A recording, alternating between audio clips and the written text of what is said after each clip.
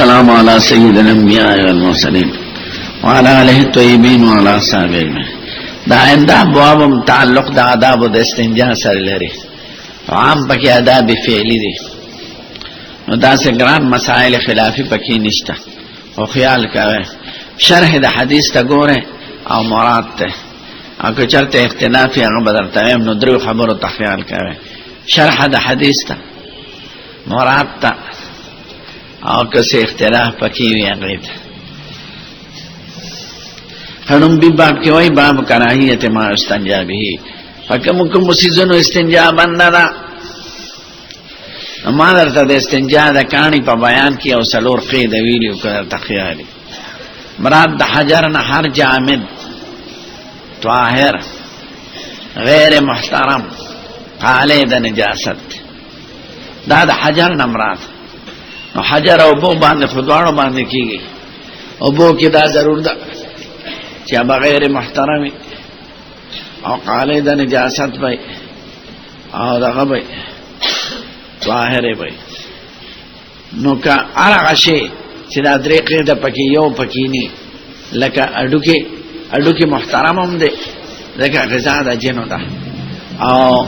الزام ده پکې قلعه د نجاست نشي کوله، کله سړی ولړي یا خوکی او خاصه پلیتی او باټینګن ولوګان دا محترم دي. نو هر هغه چې طعام د انسان یا د جن وي یا طعام د حیوانات وي هغه باندې استنجا بنده ده. یا محترم سیز وی لکه کاغذ د لیکلو، کله کله پښوی کني شوی، نو اعلی د قتل کولو دا محترمه ده. ټول فقها تقریبا دې کې متفق دي. معنا ته ګوره باب الاستنجاء کراهیت ما استنجا عن الشعبي عن القمطة. دا روایت د داود بن ابي هند د شعبینا، شعبی رستو راوی ذکر کړی چې القمه ده. القمه عبد الله بن مسعود قال قال رسول الله صلی الله علیه وسلم لا تستنجوا بالروس ولا بالعظام. حضور مبارک په خاصونو پاړو کې استنجا مکوئ، فإنه زاد اخوانکم من الجن. دا تو خد استاسو دا پیریان ورونو. یو دو خبرو تخیال لره، یو دا چې بعد روایتونه معلومیږي چې کومه مذبوحه بسم الله وي دا نه اډو کې ذات د جنو ده، او دویم روایت ته معلومیږي مسلم او ترمذی کې چې کوم باندې د خدای نوم غشتي شي ویني هغه ذات د جنو ده. نو بظاهر پکې تعارض ده، نو علماء تدبیر کوي چې دواړه ذات د جنو ده، او چې کوم مذبوح هغه د مسلمانانو ده، او چې کوم غیر مذبوح بسم الله هغه د کفارو ده. دا یو خبره ختم. دویم دا چې دا توخه څنګه ده، نو توخې په یو نسن بیان دی یو عقلن بیان دی. نسن بیان دا دی چې حضور مبارک ویلی دی چې کوم اډو کې عمومي پادې هغه خدای غوښه سرګند کې چې کوم غوښه پی، او خاصو کې هغه واقع سرګند کې او دانې سرګند کې چې کوم یې خورلې، نو هر اډو کې باندې ولا خدای غوښه پیدا کی، او هر خاصره کې خدای پاک واقع او دانې پیدا کی. نو خاصره د دوابو د جنو ده او اډو کې د پیریانو د جنو ده. دا پنست حدیث کې راغلی دی. او عقلن دا چې کله وخت حاجت نیوي بویول د دوی غذاوي، دا تاسو کې چې کو څوک درته دا وایي چې مو خاړو کې ورځو یا وافته پسا خاړو کې په خپل حال، نو دا څنګه کدا ذات د جنونه پکار دا چې ختم وي. نو کله ذات د دې په طریقه د بویول وي ګیس تراکاږي، کته سولې دلی چې اډو کې ورځوي او په دې میږي اړم شي، نو میږي ته وړواله راکاږي، او د اډو کې یو ماده دراړه هغه ختمه. نو کې دې شي چې د پیریانو هغه چونکه لطیف دي، نو د دې غذام لطیفه هغه بوی راکاږي، ګیس د اډو کې نه راکاږي. نو اډو کې بظاهر اخو کم مال او کم نه معلومیږي، خو دوی ته ګیس راکړي. یاوا دویم دا چې حضور خو جنس ویلې ده، هر اډو کې خو نه ویلې، اډو کې غذا د پیری ده. نو دا ضرور نه چار اډو کې چې چرته هغه د غذا وګرځي دې ته به عزت نه نور به خورني پکندو کې ډیر پراته. نو کاډو کې تا کم نه کاری، نو حضور مبارک خدا نه ویل چې هر اډو کې ادا، بلکې جن سي ویل نه چې د دوی غذا څه شي ده اډوکی دی. نو حضور مبارک د چې وفد راغلو د پیریانو ویسه مونږ له یو هدیه راکا، وی هدیه دا شو چې کوم اډوکی یا کم خاصنه تاسو وینه استاسو د پاره غدارا وی خطه امت منکه چې د پدې استنجا نه کوي. نو حضور مبارک وی دا استاسو درونو پیریانو لزا او دا غیر دوام ودا. نو په اډوکی او خاصنو کې علت چې دی هغه احترام شو. اوس یو سوال له احنافو ما ته ګوره، که ځان چا په شډل ډوکی پاک د خر د پنده سارو شډل ډوکی کنه یا په خاصونه پاک کا نو استنجا وته دا کنه راوته. نو ظاهریه خو استنجا نه کیږي ځکه چې نه په افعال شرعیو کې تقاضا د بطلان کوي، نو استنجا شوی نه ده. زمونږ احناف وایي چې استنجا اقل وا د محل د نجاست ده، نو استنجا شوی ده. یعنی لکه اوچ بار تناست وي او په خاصونو د ځان پاک کا یا په اډو کې نو استنجا شوی ده. او سوال له احنافو چې تاسو خو شریعت کې چې منع کړی ده او دته بعض روایت غیر محترم ویلي فنهما لا طاهران، نو به په استنجا څنګه وای؟ نو موږ وایو استنجا د غذایت او د پلیته د وجه نه موږ نه وایو، د تقلیل د نجاست د وجه نه وایو. ځکه محل د استنجا کې درې صورت دي. که د محل د استنجا کې لپ چنختی نو استنجا مستحب ده، او که د دوبرې ټول محل پکې راغلي نو استنجا سنت ده، او که دا غینه لږ سوا شوي نو به واجب ده. نو موږ چې په اډو کې او په خاصونو کې استنجا کافي وایو، دا د باب د تقلیل د نجاست نه وایو، نه د باب د تطهیر نه. پاک شوی په نه ده، خو چونکې نجاست لږ پاتې شو چې قدر معفوان هو ده. ځکه په کاڼي کې په لوټه کې خلع د نجاست نه راځي، تقلیل نه راځي. نو چوټ سړی ناس یو هغه چې د پیښور امام یو د جمعې شپه ډوډۍ خوړلې نه خو نه یم په چا قبض یې احسان نسواریانو قبض نسواری سړی دې بار تکینه چې دړای نسوار واچ اوس پوښه په خبر دی یو خبره ته اشاره کوي چې داوود ابن ابي هند شعبی نه رسول الله ذکر کړی دی چې ليله الجن کې دا واقع شوه او شعبی سے دا وې پکې چې حضور مبارک دا ویلي لا تستنجو بالرسول الله، یعنی دا جمله شعبی سے دا القمه او د عبد الله په واسطه نه نقل کړي د برای راست حضور پاک نه ویل دا. نو حدیث چې دا جمله مرسله شو فإنه زاد إخوانك من جن وكأن رواية إسماعيل أصح من رواية حفص بن غياث. دا حفص بن غياث نا رواية دا إسماعيل أولاده. حفص بن غياث دا جملة موصولة ذكر کروا، القما عبد الله ذکر کروا، او إسماعيل دا جملة دا منقطع ذکر کروا. یعنی دا شعبینا پس راویان ندی ذکر کرے او تابعی چی قال رسول اللہ وی نا حدیث تسوی مرسل. نو دی وی دا روایت مرسلن اولاد دا موصولن نا، ذکر دا اسماعیل چی دی دا اولاد دا حفص بن غیاسنا. دا یو سندی خبر شو. خدا جمله یاد لاره چی لیلت الجن ثابت شو پسی حدیث کی خواه دیوان باس کورستو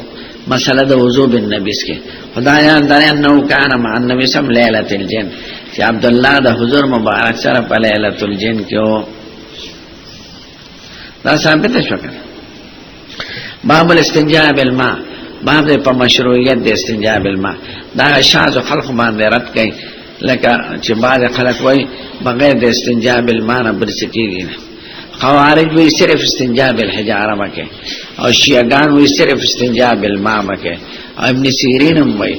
حجارے استعمال بسڑی کئی اور دا ابو استعمال بشی زنے کئی، ذکر دا خود اندامون بارکی نائی کارنی نیشی استعمالو.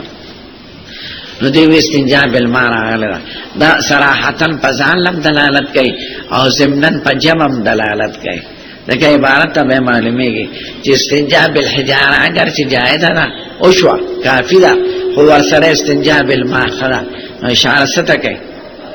جمع بینہما تا کئی اور جمع بینہما دا سنور وارو مذہبو کی سنت تا ورنا. حدثنا قتيبة محمد عبد الملك بن ابي الشوارب قال حدثنا ابو عوان عن قراتان معاذتان عائشة عائشة خپل شاګرد ته معاذ نوم دی. قالت مرنا ازواجکم کله میړو ته وای مړونو ته اي استتيبوا بالماء چې پاکي کوي په وو پني استحيهم ز شرمېږم چې سړو ته دا خبر وکم نو تاسو په خپل خاوندانو ته وای ان رسول الله صلی الله علیه وسلم کان يفعله حضور به استنجاء بالماء کولا استنجاء بالماء خالی کی چې مخکې استنجاء بالحجارو کې بل نو دا اسوک نه کوي چې دا او د اسمات پروت دی دی استنجاء بالماء کې ځکه به سل دل سره راځي نو چې کوم ځای کې سړیو د اسمات کې ال تلوټي استعمالي او استنجاء بالماء جدا کیږي او دا حدیث کې راځي چې حضور برا پاسه موږ بوله او بيوړ نو استنجي به معلومه دا چې چلته حجاره استعمال کړی دي دلته به استنجاء بالماء کوله دیو جن جمع بین الحجاره والماء رسولور واړو مذهب کې غواره دي پخپل وای مغیره ابن شعبوی قال كنت مع النبي صلى الله عليه وسلم فإن رسول الله كان يفعله وفي الباب من جرير عبد الله البجلي ونسلم قال ابو سعد حديث حسن وعليه العمل عند اهل العلم طول علماء په اتفاق لري يختارون الاستنجاء بالماء وان كان استنجاء بالحجاره يجزئ هغه استنجاء بالماء ورغني اگر چې استنجاء بالحجاره کافی کیږي یعنی د کفایت نه پس استنجاء بالماء ورغني کله حجاره پکې نه ورسره به استنجاء ضروری و نو استنجاء بالماء ورغني اگر چې استنجاء بالحجاره کافی شوه دا فانهم استحب الاستنجاء بالماء دی ورغني استنجاء بالماء نو دا عبارت دلالت پس کوي او جمع بینهما چې اول حجاره استعمال کا به ما استعمال وبه يقول سفيان الثوري المبارك والشافعي واحمد واسحاق سفيان الثوري چې امام ابو حنیفه راغی او ټول ائمه د قائل دي ما جان النبي صلى الله عليه وسلم كان اذا اراد الحاجه ابدا في المذهب حضور چې وکله اراده او کله قضاء حاجت نو ابدا في المذهب لرواله به اختیار کا پذهاب کې مذهب مستری میمی استعمالی او ظرف مکانم دلته مستری میمی ده او ابدا صيغه فعل متعدده بل سړی لري کول خدلته متعدی په معنا د لازمی ده او مقصد مبالغه فی الفعل دی نه تعدی نو ابعد لرواله به اختیار کا دا څنګه چې بل سړی به لری کا بل سړی لرواله څه مطلب نو کان اذا اراد الحاجه ابعد فی المذهب چې بار تبتن لرواله به اختیار کا پتلو کې دوری اختیار کر در رفتن لری بت سمره بت نو د علماء د 2 میل پورې اندازه ویل اوس یو سوال دا چې مو خو په استقبال او استدبار د قبلې کې وي چې حضور بکله کور ناستو دا نو ابن عمر چې رقیت علی بیت حفصه زو ختم برا او حضور مولد چې یقضي حاجته قضاء حاجت کوم مخه شام ته شیخ قبلې ته نو د دې بده تعویل وکي یو دا تعویل دی چې دا زمانه پورې تعلق لري چې بیت الخلاګان نوې جوړې شوی په قاریو کې او امر د عربو ولو نو ټول بدل بانتا زنانه به شپېتلې او سړی به دروازه متل اوسم پنجاب کې باز کلی کې چلوي کلی نیوي واړه کلی خلک دا زنانم پټو ته دي او که وزیرستان تلانه وزیرستان کې کور نه کینی غرونو کې آبادی وي نو هغه غرونو ته دي زنانه مو نارینه نو دا زمانه سره تعلق لري چې کومه زمانه کې بیت الخلاګان جوړې نه وي یا د زمانه د سفر سره تعلق لري او هغه د حضر قصه سفر کې چې به حضورونو ډېر لري باته او حضر کې چې به نو قربه کې ناشته ځکه شریعت جوړ شو او په شهر کې بار ته سوکلی نشي استاد طالبان تاسو بار ته تللی شئ دلته سارا وته ملدا چې بل جمیش پتی راشي هغه پورې چې سترګې به بقیرون څنګه شماري ته بس شوټینګ دې شي او پرتګ بیٹول لري نو بخاریو کې سوکلې رتلی نشي ناغه شعبه د فلم مذهب دا صحرا کې او چې بیکور کې دا شعر مسله ده دا لريواله څه د پاره اختیار دی ولې د حضور مبارک هر عمل کې تعلیم دی او اظهار د عبدیت او د بشریت ته. سید الکائنات چونکه ځان بنده ګڼه او بشر ګڼه او محتاج ګڼه او خپل امت ته به تعلیم کو، نو خدای چې لوی بار ته د پاره سړی لري دي ځکه یو आवाज خارجيږي دیم بوی خونوي، نو خدای چې د خلقونه لري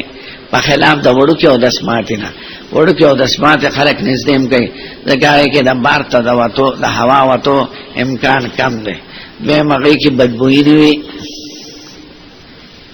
بیګه لکه مولا باندې. نو بول جدا شي دی، براز جدا شي دی. براز صحرا ته وته ته وای یعنی لوی او د سماعت ته، او بول چاته وای تشي متیار دلته د حاجت مراد براز ده. حاجت د براز به آباد فی مذهب لریواله به اختیار کا پتلو کې مذهب مستریمی میره. ذرا محمد شاه قال سلام الوهاب الثقفي عن محمد بن عمرو النبي صلى الله عليه وسلم وغيره من شمو حال كنت مع النبي صلى الله عليه وسلم في سفر وردا بخبل سفر واقع ذو سره په سفر کې تبوک سفر ده. فات النبي صلى الله عليه وسلم حاجته سيد الكائنات بالقضاء حاجت ته فابعد في المذهب لرواله اختیار کا پتلو کې دومره و پناشو چې د خلقونه پناشو او کنده کې بکیناس یادونه شاته اوسم دا ادم ده چې ته بار ته زینو پنازه کې کینا یا کنده کې یادونه شاته. وفي الباب دیکھیے اس سے اختلاف نہیں. وفي الباب من عبد الرحمن ابي قراد ابي قتاده وجابر ويحيى بين النبي وابي موسى بن عباس بن هذا ابي شاه هذا حديث حسن صحيح. وروي عن النبي صلى الله عليه وسلم حضور نے يبل ادب نقل شوی ده دا بول سره تعلق لري. كان يرتاد لبوله مكانا كما يرتاد منزلا. روض طلب توي رائد مشر توي چې قافلین مخک روانه نو يرتاد ويطلب ويسعى ويجتهد. حضور به کوشش کو طلب به کو د بول د پاره د مکان مناسب لکه څنګه چې بول د زیب تلاش کو چې کوم ځای کې به پړاو چاو کنه نو مناسب ځای کې به پړاو چاو. دا شان میتیاز د پاره باندې نرم ځای ګوره یو دا زیب چې اخو میتیاز پتا نه راځي ځکه چې تکینه او چته موړی او پتا راځي نو خانګي بوچته کې پرتګاف بدلم دیږي پرتګ بدلم دیږي نو دا چې بکې چې اخو راځي او دا نو به یو مولا واس کوم وی چیرونو میتیاز په شوګو کې کوي پنارم دی کې نو یو سړي ځان سره پند شوګو سات نو چې میتیاز به کوډه اړ کې به کوډه ابه ګرځوري دغه شګار دی نه نو چا ورته هغه مولا واز لراغله فلان کې زیاته وی یو ځله خورا لشګي په سره چوری دي دا ځل براته پتر لګي دي سکای لا نه شګي به پن ګرځون. نو کانه ارتاد له بوله د تلاش کو د امتیاز کولو لپاره د یو مکان مناسب کما ارتاد منزلن لکه سړی تلاش کوي د منزل. دا ابو سلمہ سوکته راوی دغه عبد الله بن عبد الرحمن بن عوف زهري دی یعنی دا عبد الرحمن بن عوف زهري زوی دی تابعی دی او تابعین دی مشهور دا نمونه پته کې راغلی دی په دې ووم کې چې څوک اقتدا نه کوي په دې وو فقهاو د مدینه پورې نو قسمت یې نیمګړی دی او د حق نه بار دی. هغه څوک دی ما ته ګوره فقفهم عبید الله عروه قاسم سعید ابو بکر سلیمان خارجه دو کسان دي تابعین د مدینه منوره وي. د دې نمونه کې یو دوه خاصیت دي که ځان سره یادول شي. یو دا چې چولی کل کنه او نمسیری ویل ته ځوړن کې پسر خدای پاکي نمسیری خکای. دویم دا چې کوم غنمو کې داس پګې کیږي او دا په تعویذ اولی کې پکاس او تعویذ په شکل هغه کې د غنمو کې ایږي بس پګې نه کیږي. دا ترمذی په شروع کې لیکي او حیات الحیوان د علامه دمینی لیکي. دا نمونه شو على كل من لا يقتدي بأئمة فقسمته دویزا عن الحق خارجا فخذهم ویدایات کا عبید اللہ عروت قاسم سعید ابو بکر سلیمان خارجا دو فقہا دا مدینہ بس ذکر تنورون